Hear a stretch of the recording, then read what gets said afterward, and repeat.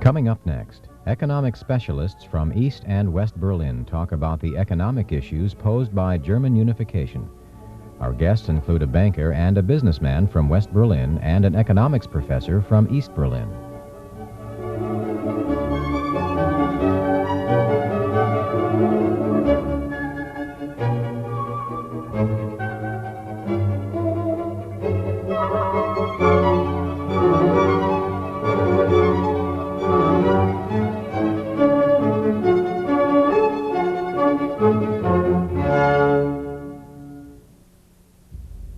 Dr. Rainer Springer, professor of economics at the University of Economics in East Berlin, what effect has all this talk of unification had on the economics of East Germany? There are different impacts on the economics of East Germany. First, people, I think, are in favor of unification also for economic reasons. They hope that the unification will improve their living standard in general, the economic situation in the GDR. But of course, on the other hand, there are also some negative impacts expected from unification, because people fear, at least some fears, that the social status might deteriorate, and therefore there's a mixed feeling about unification. But on balance, I would say the people are in favor of unification, and on balance, people hope that there will be positive results from unification. As someone who watches the economic world, what's the first thing you've seen happen since the change? Well, the first thing happens is that people are thinking about changing their personal life. I mean, arranging in a new economic system and seeing what the chances are and using those chances. Jürgen Alisch, Managing Director of the Technology Transfer Agency in West Berlin. What has this whole development done to your company? Well, I think we are a Berlin-oriented agency who takes care of innovation and technology transfer to the small and medium-sized companies. And when we, through the opening of the wall and the new situation in Berlin, we have a much bigger area of covering now, and we have a lot of, I think the consulting and the help for East Berlin companies is tremendous. There's a need for such help and communication, and so I think we have a tremendous development and to follow him. It means that entrepreneurial spirit starting now in the East German part of our country. Have you seen it already? Yeah, a lot of people coming here and try to understand how you can start a business and how I can get a credit from a bank, and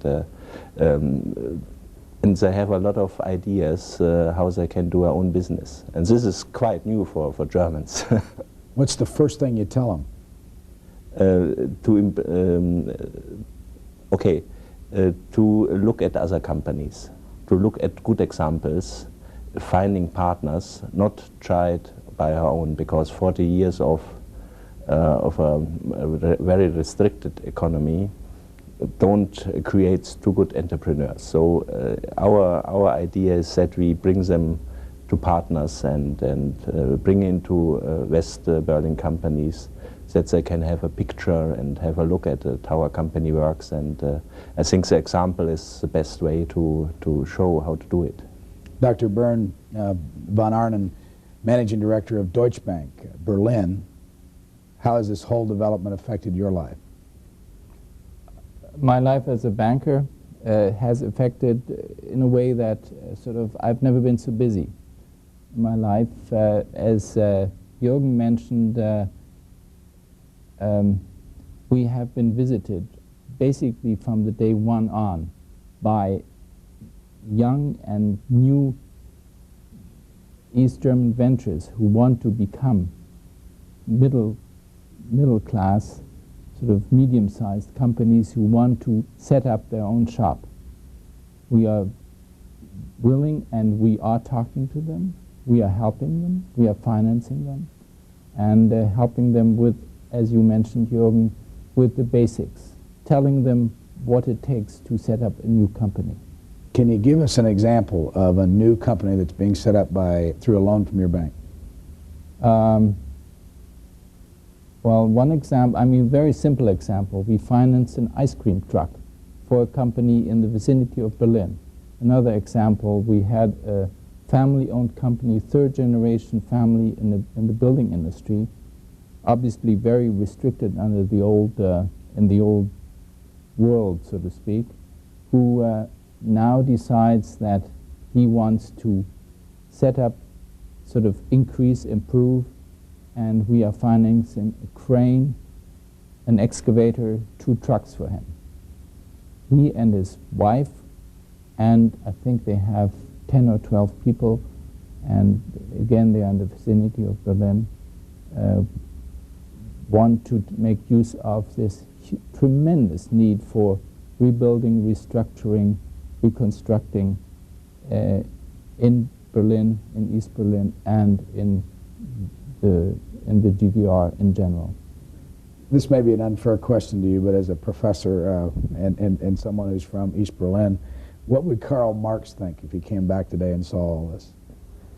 Well, I don't know what he is think or would think if he's coming back. But Marx's theory, of course, has changed over years anyway. So I wouldn't say that we are back to the origin of Marx's thoughts.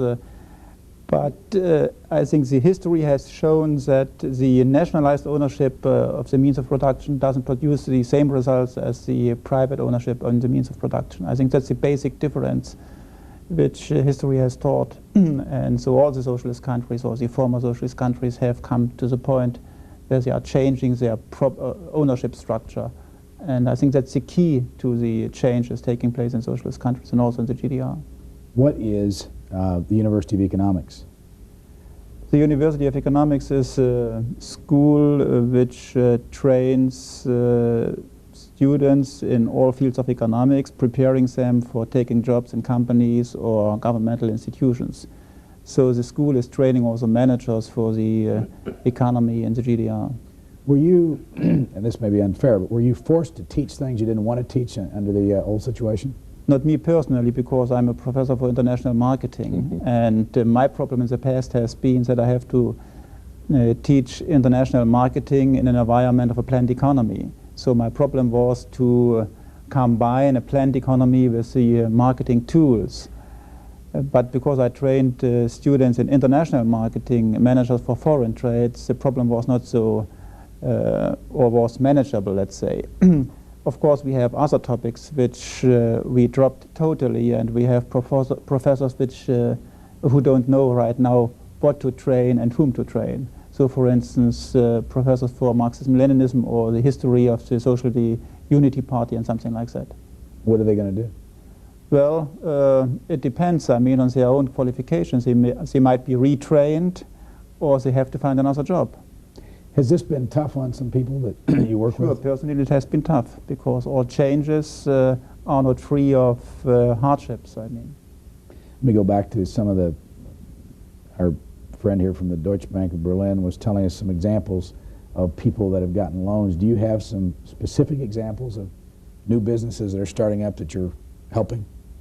Well, we have it more from the technology side, from the science side. Our organization is more concerned with high technology transfer, and so we have some ongoing connections with the Academy of Science in East Berlin, and there in some institutes we have found some, how to say, scientists who are thinking to bring up our own company, a consulting business, in specific fields, what their professions are. One is in measuring devices, so they just starting our own company, and but in a close vicinity to the institute of the Academy of Science. And I think for the American it's quite familiar. They also think about incubators. That means facilities which helps entrepreneurs to grow up, to start, and gives them some advice, some consulting, but also cheap facilities and shared facilities. And there is a lot of things to see in East Germany now of those incubators and technology centers. What does it actually mean, technology transfer? Can you bring it to layman's terms, somebody that's not involved in technology? In the general term, it means that university and industry should cooperate, bringing new technology from science into business. That means when you think on ceramics, which are a very interesting material, and there is also in West Berlin, but also in East Germany, you found institutes who make research on this, and to bring this new development into industry, to new products and new services, this is our task to facilitate this. So we are a kind of a communicator and facilitator to bring science into practice. Got a very simple question, and I hope it's not too simple. I mean, we read about a lot. Well, we were chatting about this briefly off the air. What is the difference between the Deutsche Bank and the Bundesbank? Well, the Bundesbank you could compare to the Federal Reserve. It is the central bank of West Germany. The Deutsche Bank is a commercial bank, Germany's largest commercial bank. How big is it? Deutsche Bank is the largest, I would think its balance sheet total, its capital is something like 6 billion marks. So give or take 3 billion US dollars. Give or take, depending on what time you need the money. And what is Deutsche Bank Berlin? How does that compare to your overall company? Deutsche Bank Berlin is a 100% owned subsidiary set up when banks were able to reconstitute in West Berlin, which was in 1949. The Deutsche Bank was not allowed to set up a branch in West Berlin, so it set up its 100% subsidiary. Our competitor banks, our friendly competitors, Dresdner Bank, for instance, and Commerzbank, did exactly the same. They have Berliner Commerzbank and Dresdner Bank Berlin, also 100% subsidiaries of their parent banks. What worries all of you the most about what's going on? Start with from a East German. As I said in the beginning, I mean, unification is welcomed by the vast majority of our population. The question is whether unification is manageable, socially acceptable. That's the worry I think people have. And in my opinion, unification means social hardships for some people, but the question is how we can adjust socially to the new system. And if the rules are clear and everybody knows what the rules are, I think the people will also accept social hardship. Let me stop you and ask you why there has to be social hardship. Explain the details on why, if you've been living in East Germany, all of a sudden unification comes about and you're in worse shape than you were before. Well, unification, as it goes along now, means that we immediately are switching to a new system. We don't have time for adjusting to the new system. And I give you two examples only in order to indicate what social hardship means. If the monetary union is introduced, the D-Mark will be introduced in summer or so this year. Then it means, of course, that we have to pay our commodities in D-Marks. So everybody is expecting that prices for our commodities will go up and reach the FRG level very soon. FRG means West Germany? West German price level. The wage level, on the other hand, is now 1/3 of the West German wage level. And everybody, again, is expecting that the wage level will increase, but at a much slower growth rate than prices. So the gap between price level and wage level might even increase. And here is a problem. I mean, what are the wages paid to the workers in the GDR? Can they live on those wages or not? That's one question. And another question is, can companies still sell their products? And some companies, I think, will not be able to sell their products anymore. For instance, the famous Trabant, the small little tiny car, is not competitive, and this car cannot be sold in the future because people, if they have D-Mark in their pocket, they will say, well, I will save and then I will spend the money and buy a VW or something else. And so some companies will lose business and they must close, I believe, and unemployment will go up. Let me stop and talk about the little car for a moment, because we've seen so many of them around, and maybe this is a way we can figure out the economics of all this. These little Trabants cost how much to buy? You ask a very specific question. I think it costs right now almost the old version, I mean the two-stroke engine, it will cost you 12 or 13,000 Eastmarks, and the new version with the VW engine, I think, will cost you 19,000 or 18 or 19,000 Eastmarks. Right. All right, now the banker here can help us on the how's this go down to dollars? With about 18,000 Eastmarks. Nobody can answer. There was no exchange rate between the dollar and the Eastmark, so it's very difficult to say. I think we would have to compare it to wages or so in order to show what the ratio is and the relationship is. I would think, let's consider Eastmark against Deutschmark, what, 5 to 1? Well, right now in the corner here, around the corner at the Europa Center, I think it's 1 to 4 right now. Okay, let's say 4 to 1, so 18 by 4 makes it some 4 5, so it would be $2,500, it would take. $3,000, I think. $3,000 you could have yourself a car you wouldn't want to have. Now, why wouldn't I want to have it, and why isn't it better than it is? It's a two-stroke. Two-cylinder. Two-cylinder. It's all right. No, two-cylinder. It's made out of plastic, sort of laminated plastic. It has it fulfills just one purpose. I mean, it brings you from point A to point B. That's it. There's no comfort or nothing. I mean, it's void of any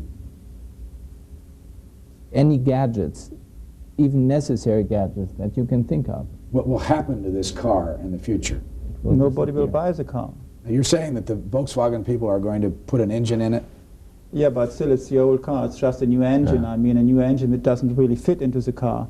And so if I would have to buy this new car with the VW engine, I would have to pay 19,000 Eastmarks, which means almost 5,000 Westmarks, which means $3,000 or something like that. So, and if I have D-Mark in my pocket, I won't spend 5,000 Westmarks. I will wait, and maybe I will buy a used car, or I will save a little bit more money and buy a new car. Let me ask Jürgen, why a car like this, in your opinion, was built in the East but never was built in the West? Under the special conditions of the East, East Germany has decided to have our own car for the people. And so they decided to build this Trabant. And just to explain you how dramatic this restructuring or this process developed, you have 5 months before you have a waiting time for this special car, which is not a special car. It's a very small something to bring you from one point to another point. It's a joke. Yeah? But you have to wait 15 years to get this. 15 years. 15 years. It's unbelievable, because they have just a limited production, and there was the only way to get a car. And for the most people, they have different bigger cars, but this was the car for the normal people to get one.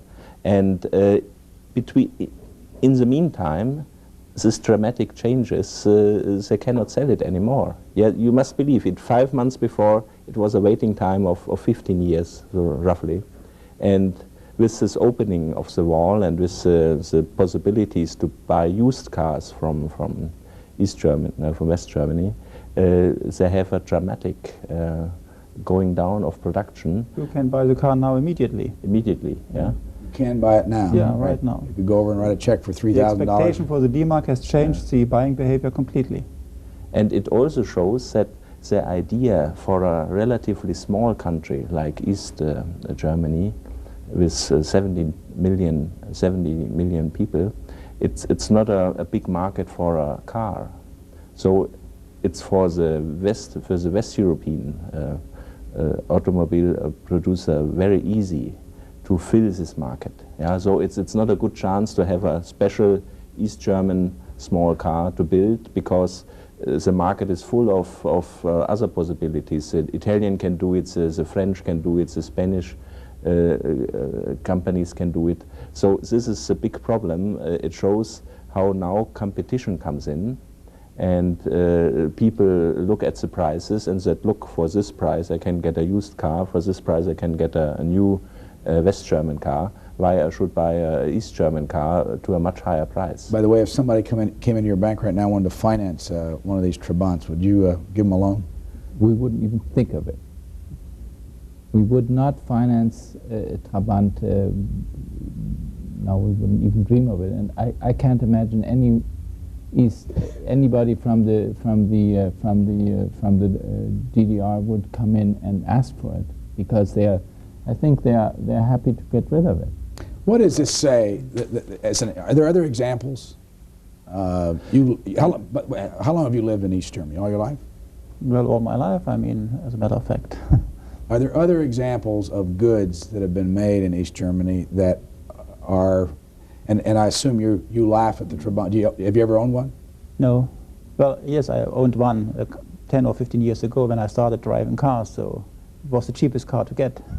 By the way, was there anybody that ever took it seriously and thought this was a great little car? Yeah. Well, I don't. Maybe in the beginning, I mean, people thought, well, it is a car which fulfills its purpose, but as a matter of fact, never it was really comparable to real cars. I mean, did everybody know that this was a symbol to the West, that the economy of the East did not work? Well, the problem is that the socialist economies and also the GDR economy try to be more or less independent, and the autarky philosophy, I think, governs the economy. And so the GDR economy restrained from extensive participation in the international division of labor. And therefore the theory was, well, we should do it ourselves, everything we should do ourselves. And a small country, if a small country is trying to do all things themselves, it can't work. I mean, you can't be good in all things. So Bern? I think the American viewer has to remember one thing. The Federal Republic is almost to the square mile as big as Oregon. The German Democratic Republic is about a quarter of the Federal Republic, if I remember correctly. So imagine a quarter of Oregon. That is inhabited by 16 million people. That is how small East Germany is. Well, now, was it? And then we have this move to be autark. The autarky was a very strong, as far as I know, very strongly sort of pushed forward. What else did East Germany try to produce, like the Trabant, to be different from the West? Everything. And did you succeed in any way? Well, I don't think that the aim was to be different. I mean, the aim or goal or the target was to produce something to meet the demand in this country, because imports were more or less restricted and limited. But I think we should also, in my opinion, one should also add that the GDR not just manufacture and produce, let's say, unsellable commodities. We have a few, at least, commodities which are competitive on the market. And I will give you one example. For instance, printing machinery is such an example. I think in the printing machinery we are competitive on the world market. They just bought an American company. The GDR company just bought a US company close to New York, I believe, and opened up a subsidiary there. The optical industry. Optical industry was competitive to the early 70s, I think, and then we lost our competitive edge. So the competitive advantage we had maybe in the early 50s and 60s in some fields and areas, we lost, especially in the 70s and 80s. Does this say that I mean, these examples and the other East European countries that are having the same experience, that the planned non-market economy is dead and it can't work? Very simple that's it. You agree? I would totally agree. And if you follow what the conference in Bonn sort of agreed on yesterday, even the formerly socialist countries agreed to the fact that the market economy is dead. Well, they didn't verbally say that, but they said we will we can only sort of succeed by doing it via the market. And I think, yes, I would think there's Castro and the North Koreans might hang on, but the rest is sort of convinced we have to do it via the market.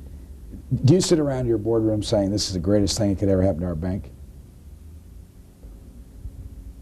We do, as Germans, yes. As a German, I would think it's the greatest thing that ever happened in my lifetime, and I know very few people Germans who do not think that. As a bank, we know we're going to face some very tough years. Why? It is going to be very difficult because my feeling is that the expectancy of the East Germans is Too high. Too high. The honeymoon is over. We are into very rough times, I think, because the disappointment will be there. I think they will be disappointed because you don't sort of catch up 40 years of capitalistic development that we have had in West Germany within a couple of years. It's going to take some time. It's going to be tough. Is there a danger that it won't move fast enough and that there will be another revolution within the people to do something faster? And what's your suspicion? I mean, well, it's a unique situation. It's you have no things to compare. You know, this change of an economy and this moving together so different systems like our Western system and the Eastern system. I think there should be an infrastructure, or how to say, a framework, which we must implement, that those changing processes can speed up. I think they must speed up. We cannot invest too much time in this changing process. I think it's we must help those people who will bring up our own business. I think this will help the economy to change. It means tourism, perhaps. The GDR is a fantastic country for sightseeing, it has wonderful lakes, and so tourism can bring a very fast flow of money into the country. And on the other side, there is a lot of cooperation between the companies possible, but also a lot of restructuring of the existing companies because they have a productivity which is 1/3 perhaps of the Western standard.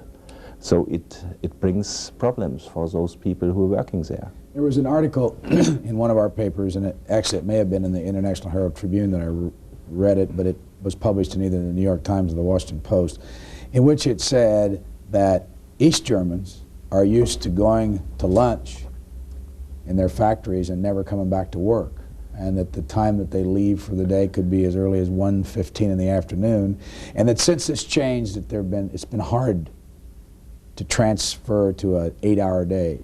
Is that true?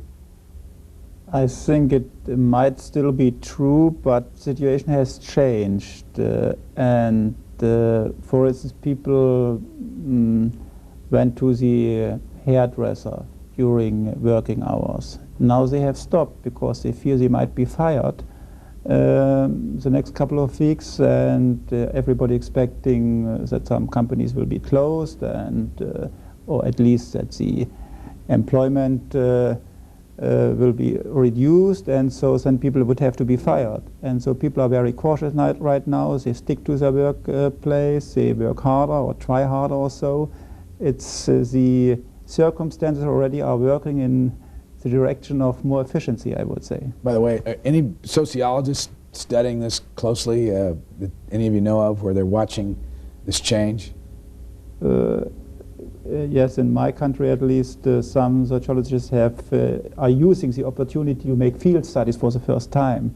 I don't know whether they are able to cover the whole area completely and scientifically, but at least they are trying. Bernd, from a financial standpoint and a government planning standpoint in the West Germany, what are the next big decisions to be made by the government?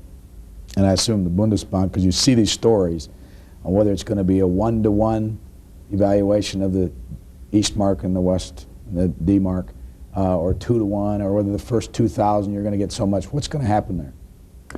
I think they'll eventually decide, and I cannot tell you on which rate they will decide. Any rate they'll decide on is going to be a political rate, because any rate 2 to 1 or 3 to 1 is going to be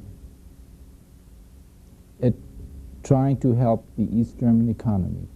I mean, as we discussed before, the exchange rate changed at banks around the corner is presently 4 to 1, 5 to 1? 4 to 1. Yeah. 4 to 1. Banks are on the street. Right. On the street. On the street. Yeah, the black market over here, the train It's not a station. black market. You can walk into any West Berlin bank and sell marks of the GDR. And they are presently exchanging it at 4 to 1. I'm sorry, they're right over here by the train station, because we taped it yesterday. They have the street sales. Okay. That's what I was talking about. Yeah, there's also a street sale, but I don't know why it's done. I don't know even what the exchange rates are on the street, because it's not necessary. You can walk into any bank and buy or sell marks of the GDR, of the Deutsche Demokratische Republik. But back to the decisions Right. that are going to be made. When's the first important economic decision going to be made, or the next important economic decision by the government? And what do you expect it to be? I hope it comes at a time when nobody expects it, because a currency reform can only work when people don't talk about it constantly, as now everyone has his own theory how it should be done. I would hope it comes on a not too far off day when things have calmed down. When do you hope that it happens? Very soon. I think as long as those discussions will go on, the process will become worse and worse. So I think we need it very fast and then start from new. Ryan, when do you hope it happens? The sooner the better, I think, and it might be even before the July 1st, which is expected right now, because businessmen especially, they need to know what the investment climate will be, what the framework for investing and making decisions is, and therefore I think it's necessary to do it very soon, otherwise it will cost even more. Would the three of you just take a moment out from what we've been talking about and give us a little background about yourself and where you came from and where you went to school and where you live now, so that our audience in the United States can get a better understanding? Let's start with Bernd. I was born in Berlin, but only to be shipped out after 2 weeks in the hospital, I would think. Maybe it was 10 days.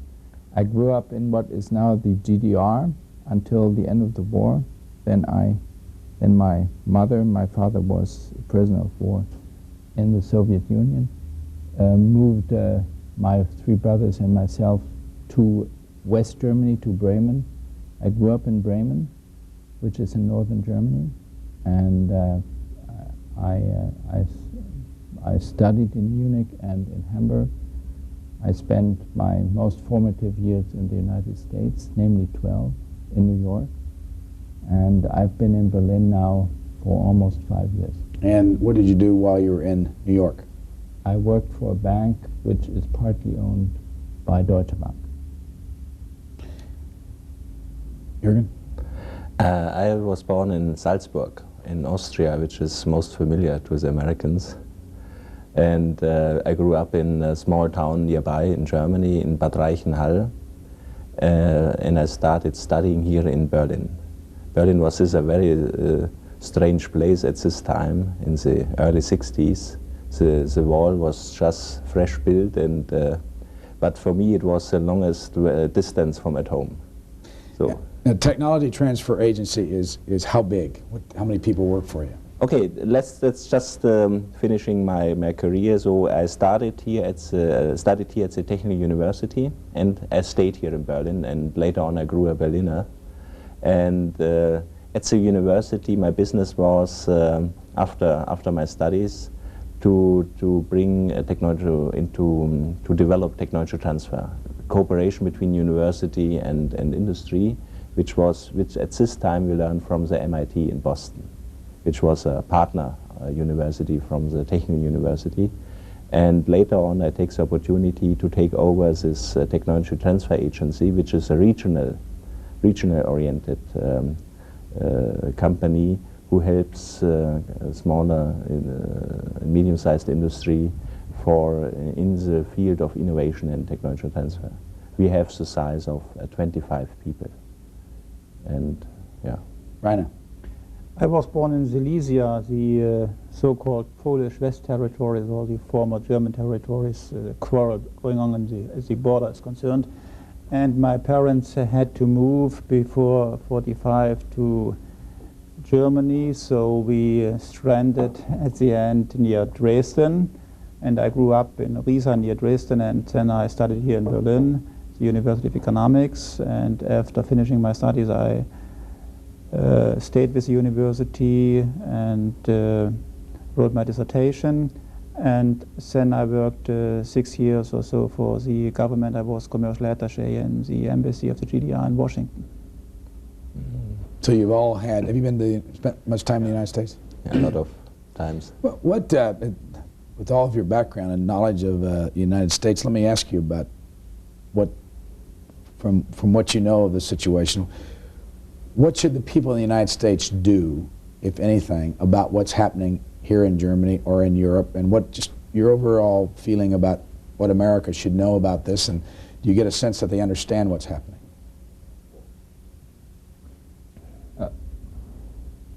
Do I get a sense of, do they know what's going on? Do they understand what's going on? I doubt it. My feeling is that the knowledge about Germany is very limited in the United States. The farther west you get, the more limited it gets, says an old New Yorker. What should they do? I should think they should trust us, that we will integrate East Germany and West Germany and stay a true democracy tied to the West. Yeah, I would add this, and I think when we look from the economic point of view, there is so much to do here and so many things to develop. So I think the strategy should be a European or an international one, and it should not only be a German problem, which we are discussing here. In the basic, it's a German problem, but on the other side, all those developments which we can see now in East Europe, it's a big opportunity for all countries to invest here and to help those countries to develop a better economy. And this should be done international. Well, I think the post-war area is changing now. I mean, in the post-war area we have thought always in blocks, East and West, and the situation is changing right now. And the question is whether in, let's say, 5, 6 or 10 years or so, we will still have the differentiation between Eastern countries, socialist or communist countries, and Western countries. I don't think so. So the development is going in the direction of pluralistic democracy and market-oriented economies. And therefore policy has to follow these developments and to recognize that the political scene is completely changing in Europe, I believe. I don't know what will happen in the Soviet Union, of course. So from a political point of view, we need a new policy addressing these major shifts in Europe. And from the economic point of view, I agree completely with the statement Jürgen made. There is a large growth potential in Eastern Europe, and Western companies, I think, have large opportunities they can use in Eastern Europe. Will the American business person have an opportunity in Europe with a strong Germany in the future? Is it going to be a good place to continue to trade? Absolutely. Absolutely. This will be a country of 80 million people, sort of tied into a market economy. Of course, it's going to be a very interesting trading partner. I mean, the issue is over the European community and 320 million people, and 1992. And I want to ask you about this. There are articles that suggest that you can't meld East and West Germany together and all of Europe by 1992 because the dollar, or the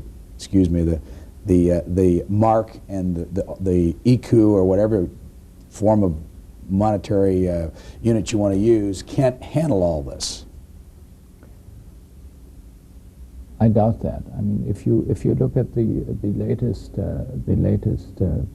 statements by our by our economic research institutes, they do project an inflation rate which is only slightly higher than the one we have right now, which is 2.7, and I think they suggest that might go up to 3%.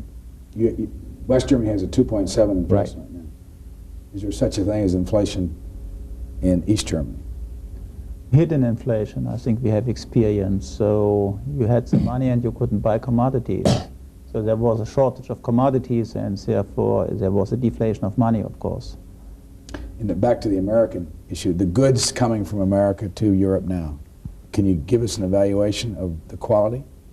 Well, we have a lot of American companies here in Berlin, in West Berlin, like IBM, like Ford, like Gillette, and a lot of others, Copeland.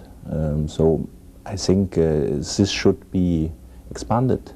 This West Berlin has an excellent communication and international background, and this you can use now as an excellent starting place for expanding into the Eastern Europe. And Berlin becomes in the meantime more a center in the Middle Europe. This is something which is just created. Nobody thought in this dimension till yet, yeah, because it was West Europe and there was the East Bloc, and now we have a new situation that perhaps in few years there will be a Middle Europe developed on a market-driven economy, and with Hungary, with Czechoslovakia, with all the other smaller East European companies, and they are very focused to the West. And I think American companies should not stay away from this development process. What will the impact be if and when the American military is drawn down, the number of troops? There's something in the vicinity of 350,000 troops in Europe, and they're supposed to pare that back to 195,000. Will that affect the German economy? Well, the communities which have American units stationed within the community will definitely be affected, but overall the economy will not be affected. It will be difficult for a small town which has had for the past 40 years, give or take, 2,000 American soldiers which do spend their money in the community. Definitely there will be some problems for those communities, but I think overall the economy will not be affected. Soviet troops in East Germany, what is there, 300 and some thousand there now? I think even more, 450,000 or so. More than You 400,000. expect them to leave, and what impact will that have on your country? That's the really tricky issue in the whole unification process, I mean. And the so-called 4+2 negotiations have to settle this problem especially. I would expect the Soviet Union at least has indicated that they are not expecting a neutral Germany. So because I think Gorbachev has recognized that the neutral Germany is more of a danger than a Germany bound into a security system, a new European security system.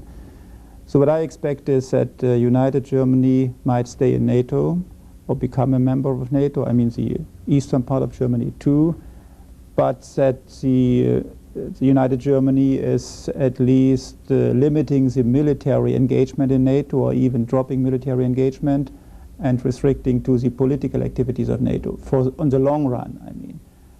And US troops, I think, can only be withdrawn from West Germany if Soviet troops are withdrawn too.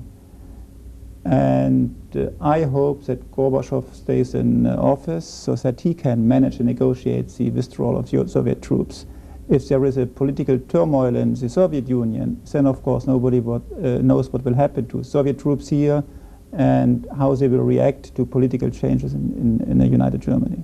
You have any feeling about the Soviets in general, and what your experience has been with them in your country over the last 20, 30 years? Well, I mean, they were welcomed in 1945 as the troops who freed us from Hitler Germany. And then they stayed more or less in their military facilities, so the contacts between the East German population and Soviet troops has been very limited, controlled. But I think people would like to leave them than to stay. And we would welcome if they will leave in the same way as in Hungary or Czechoslovakia. Let me ask you a question that we asked a group of students earlier about nationalism. Actually, we didn't ask them that question. We asked them the whole idea of the coming together of the two countries again, or the German people coming back together, and they almost all, to a person, agreed that nationalism had become a problem again. Do you agree with that? And if you do, or if you don't, do you expect it to rear its head later? Well, I think more with the jobless problem, with the job problems, that we have a lot of jobless people on both sides, and as Rainer mentioned, in the changing process in the East economies, there will be also a lot of jobless people for a short time, I think, only for a short time, just for the restructuring process, because there is a lot of things to do. When you have a look at the country, you see there's so many things you can change, and you can do it entrepreneurial, so there must be jobs. But in this jobless situation, there is always a discussion if there are people from other countries and why they are there, and if they take places and so on. And so this can create, this is a problem now. Yeah? I would agree with Jürgen that we do have a problem with the less educated young people who do not see, who do not look far enough to see the international integration of Germany integrated within Europe. To me, it's totally indifferent whether somebody is Turkish or Portuguese. I mean, to me, he is European. And I think we will have to bring that about. And I think the time of unification of Germany, and as Jürgen mentioned, we will have unemployment. We will have unemployment more so in East Germany than we will have in West Germany, will certainly generate some ill feelings, people saying, look what happened. And why do we need these Turks, for instance, these Turkish people? And we have, how many Turkish people do we have? More than 170,000 in Berlin. In Berlin? We are the biggest Turkish town outside Turkey. Yeah. The figure I saw in a recent report was 1.4 million in the country. I don't know the figure, but I wouldn't be surprised if you're right. Why are they here? Because they were asked to come. Yeah, we asked them to come in the beginning of the late 60s and the 70s. We had a totally wiped out. Our labor market was totally wiped. There was not one person to be had. We asked the Italians, the Yugoslavians, the Turkish to come, and now they're here, and people sort of get prejudiced. And they can't vote. They can't vote. And why is that? Okay, this is that's a big not issue. Citizens. Yeah, there are some moves to let them vote locally, sort of not a federal election, but locally in, let's say, in Berlin or in Bavaria or in the communities in Munich or in Hamburg or where have you. And there are moves against that who think it's unconstitutional to let non-Germans vote, and it might be correct not to let them vote legally. In my opinion, they should be able to vote. If somebody is here for a certain number of years, he should be able to participate in the life of his community where he lives. Are the Turks doing what you hoped that they would do when they were asked to come here? Yeah, I think they don't take away jobs from anyone, because they do jobs which normal Germans are not so good in, like less restaurants, or all these small things you can have something eating on the street or something like this, or all those jobs in the public affairs, cleaning business and so on. So this is traditional jobs now for the Turkish people, and they do it quite well. And I think when you offer this job to a German, he wouldn't agree, he wouldn't accept, even when it's well paid. So. But Jürgen, we have, I mean, I agree with you, but we have, in our bank, we have, give or take, 1,800 people. We have a number of Turkish people, women and men, who do great jobs, not cleaning jobs, but sort of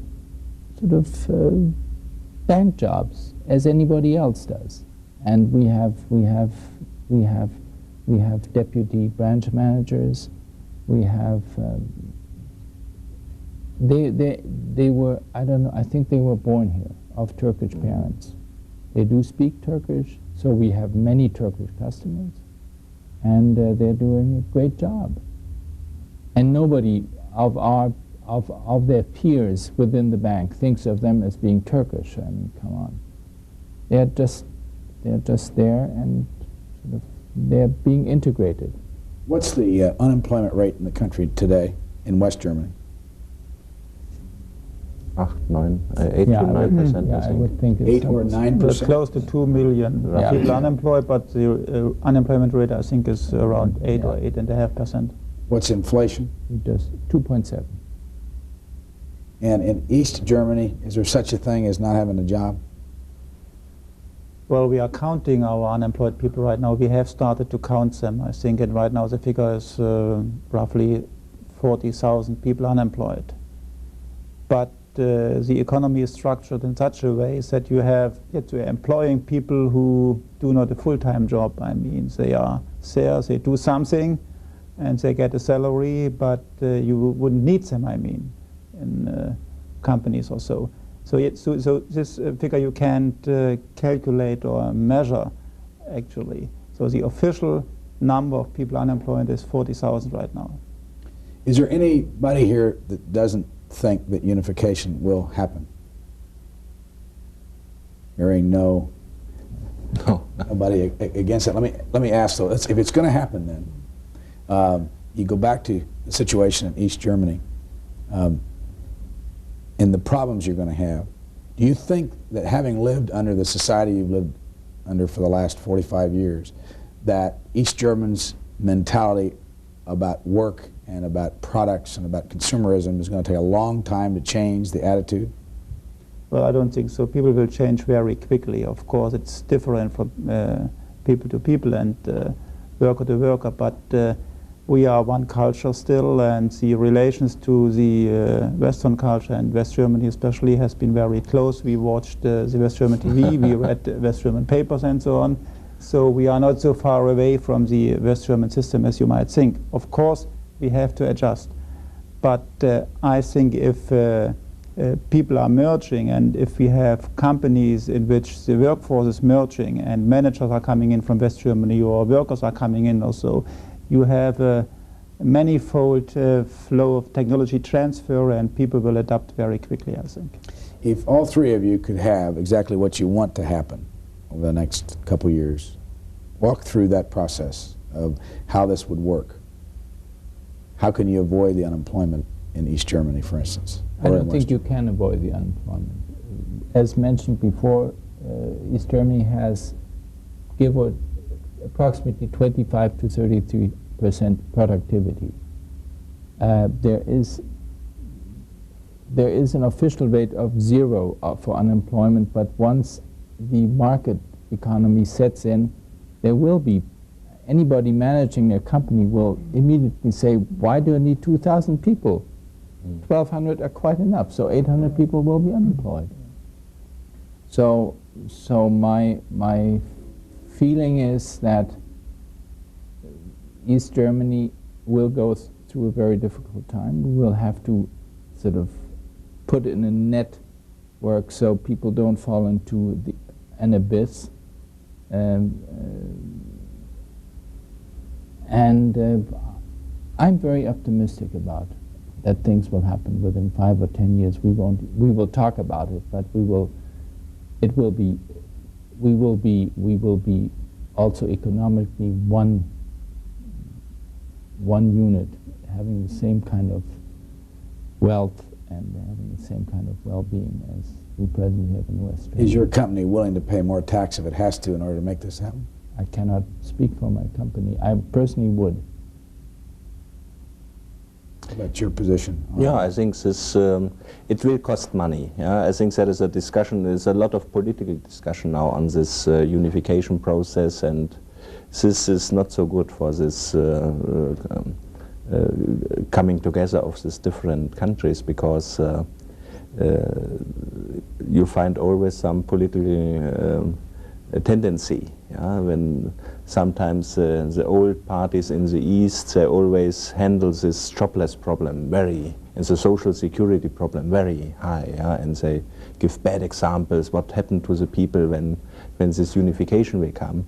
And on the other side, some parties here in the Western side also bring up the issue, it will cost a lot of money and so on. But in the end, I think we should do it the typical American way. We should do it in a very positive way. I think this is what also Bernd mentioned before. It's the biggest chance we have had in the last 40, 50 years. And to overcome this division, this is a big issue, and I think we need politicians who bring this on the agenda and bring it on the issue, and not always have this very small and time-related problems. I think this jobless problem is just a matter of this changing. Yeah? I think there is so many things to do, and there are so many companies. You must know it was not allowed in East Germany that an entrepreneur has more than 10 employees. Otherwise he get be punished, and he must pay a lot of taxes for this. But when now it's allowed to have more employees, and now a lot of handicraft business is starting, and they have a lot of things to do, the restructuring of the houses, restructuring the roads, everything is to restructure. So there is a lot of things to do, and there is also money available for doing this, because this process generates wealth. So it generates taxes also, so it's an ongoing process. Right, we only have about 2 minutes left. Are there still people, your colleagues, other professors at university, who are diametrically opposed to what's going on? Well, I wouldn't say diametrically opposed, but there are some people who think it should be done step by step and very cautiously, and we should take our time and have time for adjusting or so. I can't agree with those positions, because if you are trying the strategy of muddling through, I mean, you are losing speed, and you will not have the reforms we need in order to adjust really to the market economy. So I think it's better to do it immediately. Reforms we need in order to adjust really to the market economy. So I think it's better to do it immediately and leap into the cold water, into the market economy, and then work it out. I think that's the best strategy we can pursue. Last question for you all. You all three have spent time in the United States, and it may not be a fair question, but has Germany, and at this moment West Germany, surpassed the standard of living in the United States? And if it hasn't, or if it has, in what ways? On average it has, I think. The discrepancies in the United States are much bigger than they are in Germany. The leveling is in West Germany, there's a greater leveling. So if you look on average, yes, it has surpassed. Aaron? Yeah, a little in this. Because we have not so big, how to say, a range of income, so it's more focused in the middle, and with some, so it can be that it's a little higher in the meantime. Rainer, if we come back to visit 10 years from now, will East Germany look just like West Germany? I think so, yes. In 10 years, yes. Gentlemen, thank you very much for spending this time with us. C-SPAN's look at changes in Germany and the possibility for unification continues in just a moment with a discussion of the German